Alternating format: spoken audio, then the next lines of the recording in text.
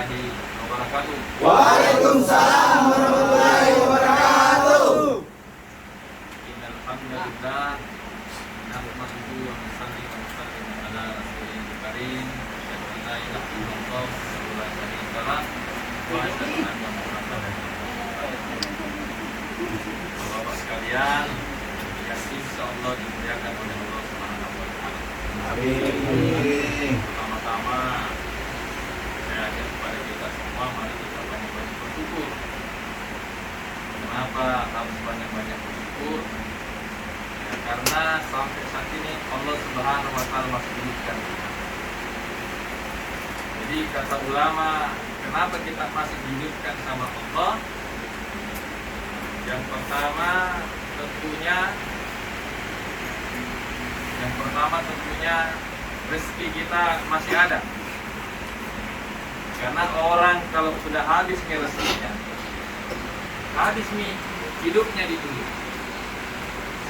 Jadi kalau orang sudah tidak ada nih rezekinya, berarti sudah habis hidupnya di dunia. Kalau masih hidup nih, berarti masih ada rezeki.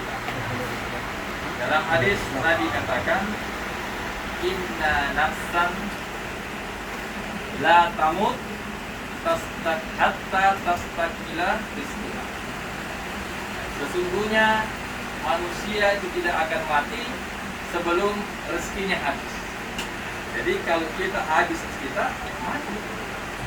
Tapi kalau masih ada rezeki kita, berarti belum pergi mati. Makanya jangan habiskan rezeki. Kalau habis rezeki kita habis pun, ya kan? Dulu ada cerita ulama begitu. Kita ceritakan dulu. Di Mekah itu, waktu baru dibangun hotel, ada orang yang tukang bangunan itu lagi kerjakan, jatuh dari lantai 3. Blok, jatuh. Orang pikir mati. Begitu didekati, oh enggak mati, masih bergerak, masih goyang, terus dia dikasih duduk. Tenang begitu, oh ternyata masih hidup.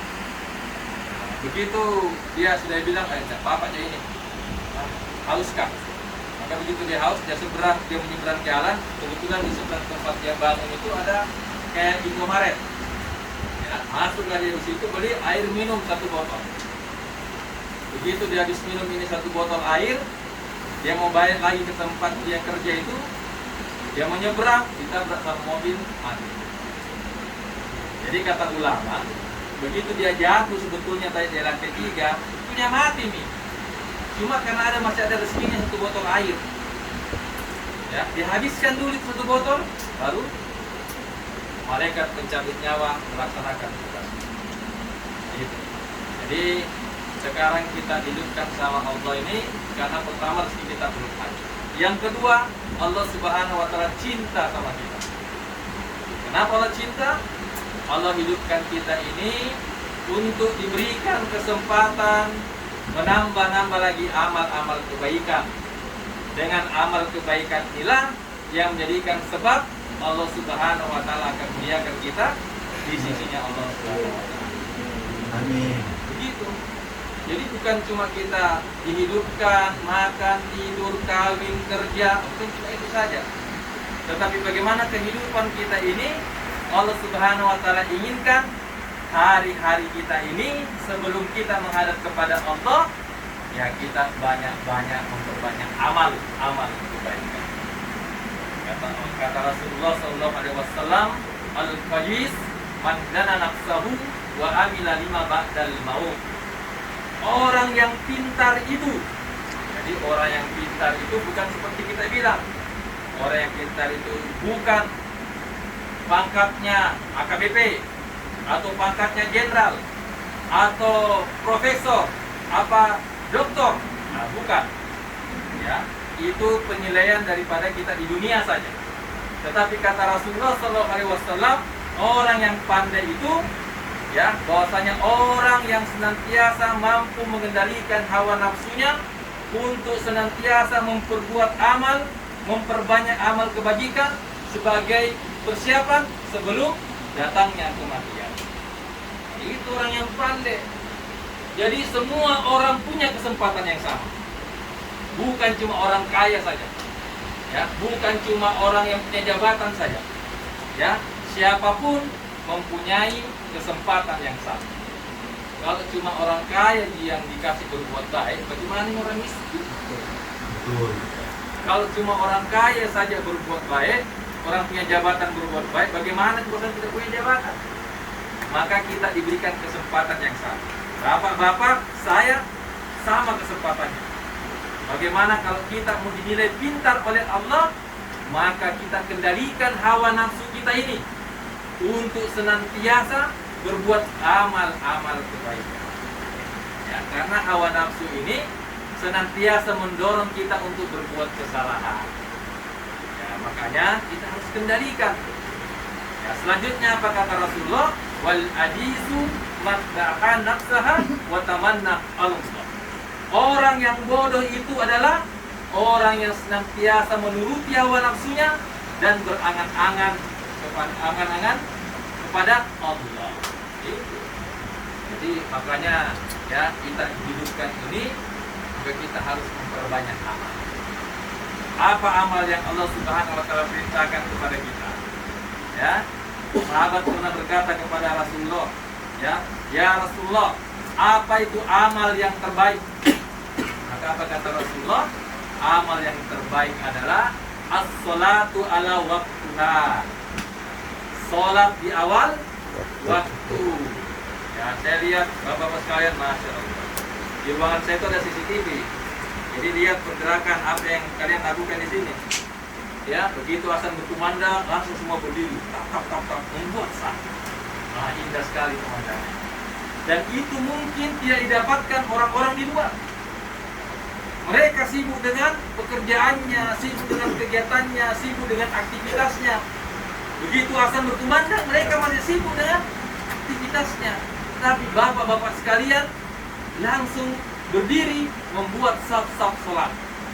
Ini tandanya apa? Allah Subhanahu wa taala cinta kepada bapak sekalian.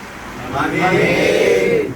Karena ulama katakan tanda cintanya Allah Subhanahu wa taala kepada seorang hamba kalau hambanya ini senantiasa disibukkan dalam perkara-perkara agama. Walaupun suasana apapun disibukkan dengan perkara agama. Ya, baik dia sehat disibukkan dengan perkara agama, baik dia sakit disibukkan dengan perkara agama, baik dia kaya disibukkan dengan perkara agama, baik dia miskin disibukkan dengan perkara agama. Ya, jadi apapun suasana dan keadaan kita, kalau kita sibukkan diri kita dengan perkara-perkara agama, perkara-perkara kebaikan, maka itu tandanya Allah Subhanahu wa taala cinta. Ya. Maka Bapak sekalian, tidak usah kita kecewa, tidak usah bersedih. Allah Subhanahu wa taala letakkan bapak-bapak sekalian di sini ada maksudnya. Ya, ini juga berkat daripada mungkin doa daripada istri-istri bapak-bapak sekalian, doa daripada orang tua bapak sekalian, mungkin doa daripada anak-anak bapak sekalian yang menginginkan bapak-bapak sekalian ini baik, yang menginginkan bapak-bapak sekalian ini selamat di sisi Allah Subhanahu wa taala. Amin. Sehingga apa? Yang dulunya mungkin di luar sebelum masuk di tempat ini tidak pernah sholat, tidak pernah baca Quran, tidak pernah berbuat kebaikan, maksiat saya dibuat, lupa dengan Allah. Maka Allah Subhanahu wa taala dengan kasih sayangnya, ya dikirimlah bapak-bapak masuk ke sini untuk apa? Biar bapak-bapak kembali lagi kepada Allah. Maka jadikan tempat ini sebagai tempat kita introspeksi diri. Karena yakinlah bapak-bapak sekalian bisa datang kepada Allah, bisa bersujud lagi kepada Allah, bisa membuka lagi kitab-kitab Allah, bisa menyebut nama Allah. Itu bapak sekalian ada kebaikan-kebaikan yang pernah bapak-bapak buat sehingga Allah ridho, Allah sayang dan bapak sekalian. Maka dikirimlah bapak-bapak sekalian masuk ke tempat ini sehingga bisa menyebut nama Allah Subhanahu wa taala. Ya, ini tandanya. Maka jadikanlah tempat ini bapak sekalian bukan sebagai tempat untuk menyiksa diri, bukan sebagai tempat untuk mengeluh, tapi jadikan tempat ini untuk kita berhijrah untuk lebih baik. Yakinlah tidak ada satupun manusia yang sempurna. Bapak-bapak sekalian, ya, mungkin sayangnya Allah dibuka aib bapak-bapak sekalian. Tapi yang di luar sana, ya, mungkin Allah masih tutup aibnya, belum dibuka. Ya, tetapi bapak sekalian sudah membayar, ya, perbuatan-perbuatan bapak lakukan sudah bapak bayar di dunia ini. Yang di luar sana mungkin karena belum dibuka aibnya, dia tetap dalam keadaan berdosa. Ya, takutnya nanti mati dalam keadaan dosa, maka pasti akan mendapatkan siksa Allah Subhanahu wa Ta'ala. Maka bersyukurlah, jadikanlah tempat ini sebagai tempat kita untuk bertobat. Dan tobat yang paling utama adalah tobat nasuha, dengan berjanji kepada Allah untuk meninggalkan daripada perbuatan dosa dan akan menjalankan ibadah. Memang tidak mudah seperti penyampaian kata-kata, tapi kalau kita punya niat, punya kekuatan ingin berbuat kebaikan, maka pasti dan pasti Allah akan berubah dan Allah akan berikan bapak-bapak sekalian kekuatan untuk bisa menjadi baik. Tapi kalau kita tidak ada ingin usaha untuk berubah, maka pasti dan pasti kita tidak akan bisa berubah ya, daripada apa? Perbuatan buruk. Maka inilah penting bapak sekalian, ya, ketika sholat, inilah sholat yang paling penting. Karena kenapa? Sholat inilah yang nantinya akan merubah bapak-bapak sekalian menjadi baik. Inna sholata tanha anil fahsya'i wal munkar. Sesungguhnya sholat itu, ya, menjaga perbuatan keji dan munkar. Ada yang pernah bertanya kepada Rasulullah, ya Rasulullah, bagaimana dengan si fulan? Malamnya dia sholat terus, tapi pagi harinya dia mencuri. Maka kata Rasulullah, sebentar lagi sifat sholatnya itu akan berubah sifat mencuri. Jadi kita ini sholat karena kita belum baik. Kita ini sholat kita karena kita mau baik. Ya, dengan sholat inilah, kalau makin baik sholat kita, maka Allah akan memperbaiki daripada amal-amal kita. Ya, sebagaimana kata Nabi Sallallahu Alaihi Wasallam, wa in solihat soliha sairu amalihi, wa in fasadat fasada sairu amalihi. Kalau sholat ini baik, maka amal-amal kita akan menjadi baik. Kalau sholat kita ini rusak, maka amal-amal kita akan rusak. Maka perbaikilah sholat-sholat kita. Ya, kita perbaiki, kita belajar, kita minta sama Allah. Ya Allah, doa kepada Allah, ya Allah, istiqomahkan saya dalam sholat. Istiqomahkan saya dalam sholat. Perbaikilah sholat-sholat saya sehingga sholat ini menjadikan sebab bapak-bapak sekalian meninggalkan perbuatan-perbuatan fasyah dan perbuatan. Terus yang selanjutnya bapak sekalian, ya, jadikanlah tempat ini sebagai tempat, ya, kita senantiasa introspeksi, banyak belajar, ya, jangan jadikan ini, jangan jadikan malam, jangan. Kalau perlu yang belum baca Quran, sambil baca Quran, ya, perbaiki daripada amal kita. Kalau tidak, sambil duduk kita, ya, zikir, ya, sebut saja Allah, Allah, Allah, Allah, Allah, Allah. Ya, kalau tidak bisa hafal zikir yang panjang, subhanallah, subhanallah. Karena kenapa dibalik daripada zikir banyak keutamaan, ya, yang akan bapak-bapak sekalian rasakan. Ya, salah satunya zikir ini akan membersihkan hati. Ya, sebagaimana besi yang berkarat dibersihkan dengan api, maka bersih. Ya, banyak kita ingat Allah. Sehingga kalau mulut kita ini senantiasa ingat Allah, ya, hati kita bersih, senantiasa mengingat Allah, maka akan mempengaruhi daripada, ya, seluruh anggota tubuh. Ya, karena yang paling penting ini adalah hati. Ya, kata Rasulullah, di dalam jasad ini ada segumpal daging. Kalau segumpal daging ini baik, maka seluruh jasad juga akan menjadi baik. Kalau segumpal daging ini buruk, maka jasad ini akan menjadi buruk. Dan segumpal daging ini adalah hati. Nah, kalau hati kita ini baik, akan menjadi baik.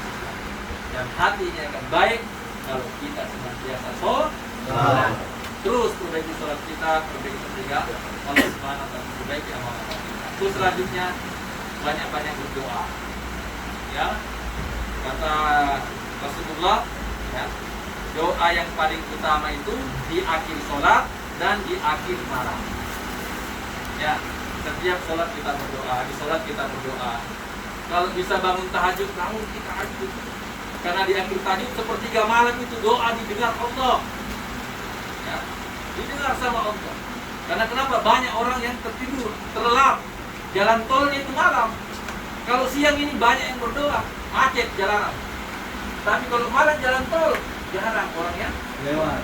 Makanya kita banyak-banyak berdoakan, berdoa mudah-mudahan Allah lancarkan urusan kita. Ya, dimudahkan dalam prosesnya. Ya kan? Diberikan ya apa namanya? Nanti hukuman yang ringan. Ya, bukan untuk kita, maaf. Mungkin ada yang pernah kita zalimi, kita berdoa, maafkan. Ya, minta maaf kepada Allah, ya Allah, maafkan yang pernah saya zalimi. Ya, terutama siapa yang kita zalimi adalah kedua orang tua kita. Betapa sedihnya orang tua kita. Ya, sedih. Ya, apalagi dengan tetangga, dengan siapapun mau ditanya anaknya di mana. Masih sedih orang tua. Dan saya yakin orang tua tidak ada doanya buruk buat kita. Semuanya doanya baik. Maka salah satunya inilah mau diperbaiki kita sehingga kita ketika menghadap Allah dalam keadaan baik. Terus doakan juga istri kita yang punya istri. Kita telah banyak menzalimi istri-istri kita. Ya, mungkin banyak kita berbuat dosa dengan istri kita, banyak hak yang kita tidak berikan.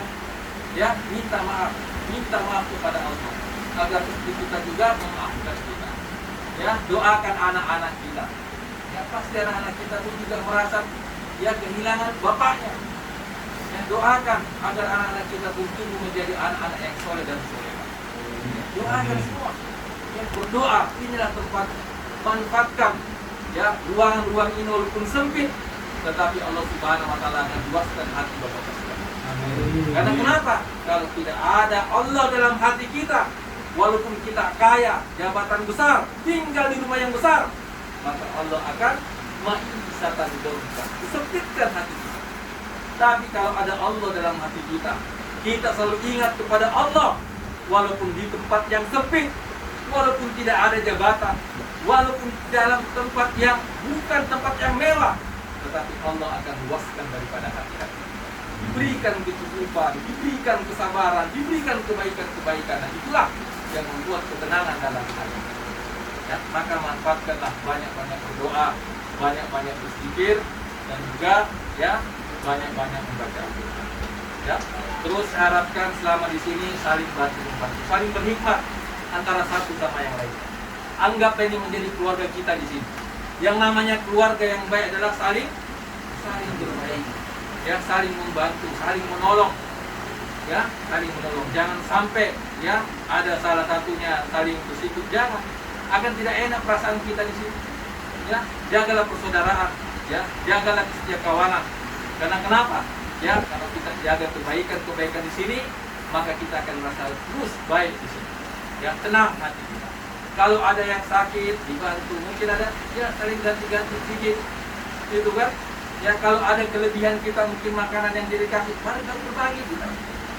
Ya, karena kenapa? Memberikan satu makanan saja kepada orang yang lapar, Allah Subhanahu wa taala akan sediakan surganya Allah Subhanahu wa taala. Amin. Tidak ada pun kebaikan ini yang dibalas kecil oleh Allah, dibalas besar oleh Allah Subhanahu wa taala. Ya, mungkin ini saja ya, saya harapkan ya, mari kita sama-sama menjaga, ya, manfaatkan tempat ini untuk senantiasa kita berhijrah, ya, berhijrah, ya. Terus selanjutnya jangan lupa sholat, karena inilah sholat tempat kita bertemu dengan Allah.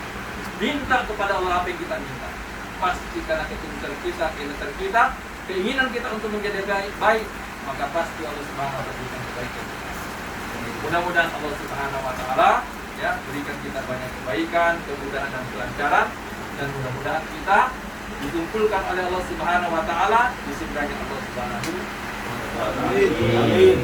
Dan saja yang kita sampaikan ya, saya akhiri subhana rabbika rabbil izzati amma yasifun wa salamun ala mursalin subhanallahi wa bihamdihi subhanaka allahumma wa bihamdika asyhadu an la ilaha illa anta astaghfiruka wa atubu ilaik.